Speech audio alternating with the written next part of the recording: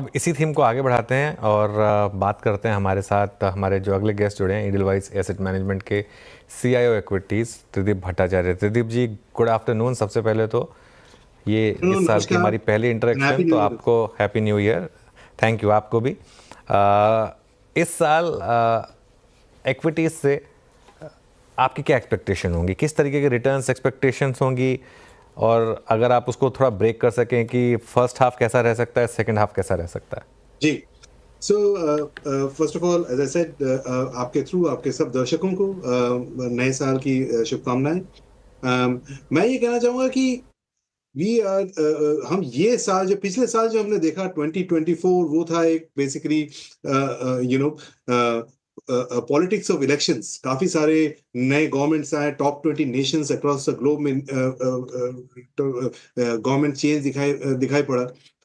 और उसमें सबके पॉलिसीज अपने अपने तरीके से आए। उसका फाइनल आउटकम आएगा ट्रंप साहब, जो जैन 20 को टेक ओवर करेंगे। और 2025 में मेरे ख्याल में पॉलिटिक्स ऑफ अर्निंग्स थोड़ा सा देखने को मिलेगा, which is in the form of tariffs, trade barriers. ये particularly first half of the year जो है, मैक्रो हेडलाइंस में पॉलिटिक्स ऑफ अर्निंग्स डोमिनेट करेगा। इस समय जनरली आई वुड एक्सपेक्ट कि इक्विटी मार्केट जो है काफी वोलेटाइल रहने वाले हैं। Second half of the year में जब हम जाएंगे तब earnings will start taking centre stage. और उस समय जो हमारा FY25 है, जब तक ये खत्म होगा तब हमें मालूम पड़ेगा कि this was a lost year of earnings. Single digit earnings growth देखने को मिला। वहां से FY26 में मुझे एक अर्निंग्स रिबाउंड होता हुआ दिख रहा है, पर वो थोड़ा सेकंड हाफ लोडेड होगा। इसलिए मैं कह रहा हूं कि volatile first half driven by politics of earnings. Second half में अर्निंग्स देखने को मिलेगा जिसमें कि जो मार्केट्स के लिए शायद पॉजिटिव रहे। ऐसा मेरा मानना है अगले 6 से 12 महीने में। अच्छा प्रदीप जी, चाहे प्राइस या निफ्टी स्टेबल रहे, बट कभी ना कभी निफ्टी की जब जब स्ट्रेंथ आती है उसको sponsor either it will be sponsored by Nifty IT और माइट बी निफ्टी बैंक। इस प्राइस पे निफ्टी बैंक काफ़ी हायर लेवल से रिट्रेस हो चुका है और इस प्राइस पे निफ्टी आईटी स्टिल अपने करियर के हाईएस्ट ट्रैजेक्टरी के आसपास प्लेस्ड है। आपने अर्निंग्स में सुधार अभी भी 6 महीनों के बाद बोला है कि वो होगा, तो ऐसे में अभी इस दौरान लीडरशिप किसके हाथ में रहेगी? जी, बहुत अच्छा सवाल। सो मेरे ख्याल में नियर टर्म में ये वोलेटिलिटी में थोड़ा सा डिफेंसिव रह के एंटर करना शायद बेहतर हो।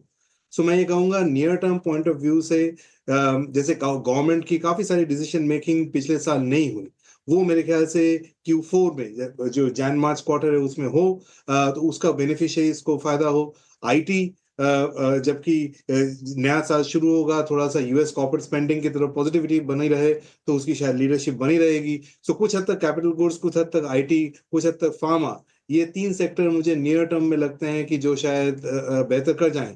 उसके बाद जैसे FY26 की अर्निंग्स की गति होगी, उस हिसाब से आपको रिटर्न मिलेंगे।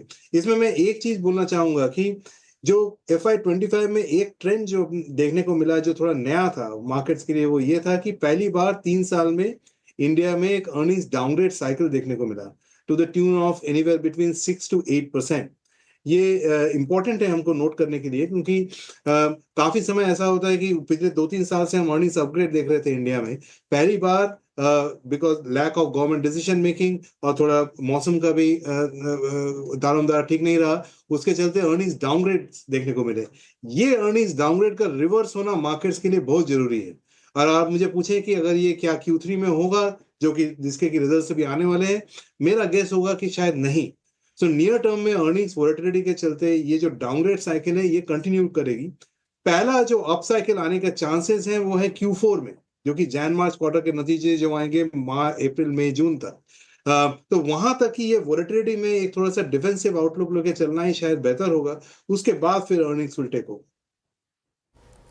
जी, सर मैं श्रेया बात कर रही हूँ। त्रिदीप जी, पहले आपको नववर्ष की हार्दिक शुभकामनाएं। आपको भी। जी, सेक्टर स्पेसिफिक हम बात कर रहे हैं। आपने आईटी और फार्मा का जिक्र किया, Q4 उसका अच्छा रह सकता है, आपने ये भी किया, लेकिन इनफैक्ट बताया। लेकिन 2024 के पन्ने पलटेंगे अगर हम, तो FMCG सेक्टर एक ऐसा सेक्टर रहा है जो वर्स्ट परफॉर्मर रहा है। क्या हालात सुधरते आपको नजर आ रहे हैं Q3 में, Q4 में? क्या एक्सपेक्ट करके चल रहे हैं 2025 में आप इस पर्टिकुलर सेक्टर से? तो कंजम्पशन सेक्टर एकदम ट्विलाइट जोन में बैठा है मेरे हिसाब से। इसमें फर्स्ट हाफ तो इसमें अर्निंग्स की उम्मीद करना शायद मुश्किल है। यहाँ पे अभी भी एफएमसीजी में एक तो अर्बन कंजम्पशन में जो स्लो डाउन है उसका इम्पैक्ट होता दिख रहा है, और दूसरा ये कि इन्फ्लेशन अभी भी बढ़ा हुआ है तो उसमें उसको कम होने में थोड़ा समय है, और तीसरा जो रूरल रिकवरी की जो हम बात कर रहे हैं from A consumption stand point, वो आते आते थर्ड या फोर्थ क्वार्टर कैलेंडर ईयर हो जाएगा। तो मेरे ख्याल में कंजम्पशन में इसको मैं टेल ऑफ टू हाफ के हिसाब से देखता हूँ। ये हो सकता है 2025 का डार्क हॉर्स हो, कि पहले हाफ में आपको नेगेटिविटी दिखे और सेकेंड हाफ में एक रिकवरी आते हुए दिखे।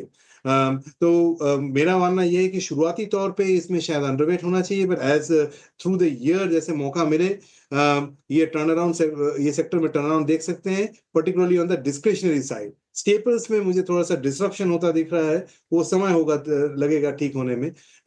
सो consumption sector would be the dark horse for 2025, a weak first half followed by better second half of the year. Okay, तो चलिए ये इस समय व्यू कंजम्पशन स्टॉक्स पर। त्रिदीप जी, क्विक कॉमर्स, यहाँ पर काफ़ी लोग अब बेट लगा रहे हैं। ऑब्वियसली अभी तो 2 ही लिस्टेड स्टॉक्स हैं, लेकिन आगे जाके इस साल होपफुली 4 हो जाएंगे। लेकिन यहाँ पर आपका क्या व्यू होगा, और ये जो जोमेटो स्विगी इन सब में री रेटिंग हुई है, क्या आपके पोर्टफोलियो में है ये स्टॉक, और यहाँ पर भी आउट परफॉर्मेंस दिखेगी क्या? ये कोई जो मैं कंजम्पशन में डिसरप्शन की बात कर रहा था, वो कुछ हद तक क्विक कॉमर्स का बड़ा होने का नतीजा है। पर्टिकुलरली अर्बन एरियाज में जिस हिसाब से कंजम्पशन होती है, कंजम्पशन होने के तरीके, मतलब जैसे रिटेल हुआ वर्सेस क्विक कॉमर्स, इसमें एक सेगमेंट जो है वो थोड़ा सा डिसरप्ट हो रहा है। इसके लिए अर्निंग्स का भी इम्पैक्ट है, और जो मार्केट शेयर गेन कर रहा है वो है क्विक कॉमर्स। तो ये क्विक कॉमर्स को मैं मार्केट शेयर गेन करता हुआ देखता हूँ। और ये इसमें इतनी कैपेबिलिटी है कि कंजम्पशन का जो स्टाइल है अर्बन कंजम्पशन का, वो चेंज करने की नौबत आ जाएगी अगले 1-2 साल में। लेकिन इसमें अभी बिग प्लेयर्स एंटर होने बाकी हैं, और जब वो आएंगे तब ये सेक्टर के अंदर में भी उथल पुथल मचेगी। लेकिन quick commerce market share versus traditional retail में मैं क्विक कॉमर्स को ज्यादा मार्क्स दूंगा, और over the next 2 to 3 years जो इस स्पेस में विनर्स होंगे उसमें अच्छे पैसे बनेंगे। अच्छा त्रिदीप जी, ये अभी हालांकि एफएमसीजी का कुछ देर पहले जिक्र हुआ था, मैं थोड़ा सा संबंधित प्रश्न पूछना चाहूँगा आपसे। यहाँ पे मैं थोड़ा सा अपने आप को केंद्रित करूँगा या फिर फोकस्ड रखूँगा कंज्यूमर ड्यूरेबल स्पेस में। यहाँ पे बीता वर्ष CY24 बेहद शानदार रहा। लुक एट वोल्टास, हेवल्स, काफ़ी स्ट्रॉन्ग मूव दिया इन्होंने, और अगर आप इलेक्ट्रॉनिक्स और मैन्युफैक्चरिंग में आ जाए देन डिक्सन वहाँ पे बहुत स्ट्रॉन्ग रहा। इस पर आपका टेक क्या है? इस वक्त हायर लेवल्स पे अभी भी परसिस्ट कर रहे हैं? ये दोनों जो चीजें आपने बोली, इन दोनों के ड्राइवर्स थोड़े अलग अलग हैं। जैसे ईएमएस जो पार्ट है, इसमें तो मैं स्ट्रक्चरल बुल हूँ। मेरे हिसाब से थोड़ा सा जब भी डिक्लाइन मिले ईएमएस रेटेड शेयर्स में, हमारी कोशिश ये रहती है कि उसमें हम अपना पोजीशन बढ़ाएं, क्योंकि जो मोदी जी का टारगेट है $500 बिलियन बाय 2030, उसके आजू बाजू इर्द गिर्द भी अगर हम पहुंचे, सो दैट मीन्स सेक्टर का जो ग्रोथ होगा वो करीबन 30% होगा। फिर उसमें जो मार्केट शेयर गेनर्स होंगे उसमें ग्रोथ और बेहतर होगा। तो वो तो एक सनराइज सेक्टर हुआ।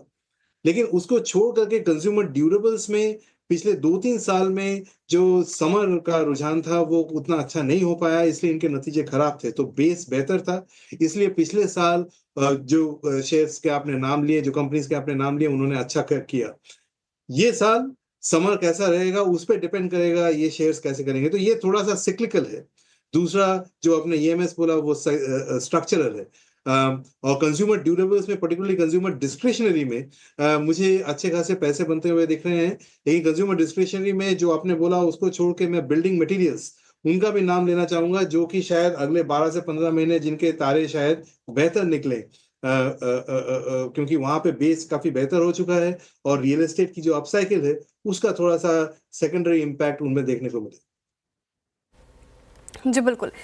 सर, दूसरे सेक्टर पर रुख करते हैं। एनर्जी सेक्टर की बात करना चाहूँगी मैं। इस साल अगर आप देखें तो निफ्टी एनर्जी ने 0.25% का रिटर्न दिया है, और बजट के टाइम पर ये सेक्टर और ज़्यादा फोकस में आ सकता है, क्योंकि अब बजट ज़्यादा दूर है नहीं।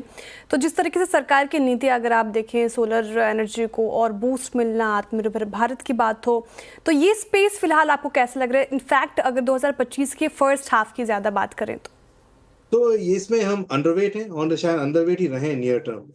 हमारा मानना ये है कि जब तक जो ग्लोबल ग्रोथ का माहौल है वो चेंज नहीं हो जाता, तब तक ग्लोबल कमोडिटीज, चाहे वो मेटल्स हो या फिर क्रूड ऑयल हो, उनपे एक तेजी देखना थोड़ा सा डिफिकल्ट है।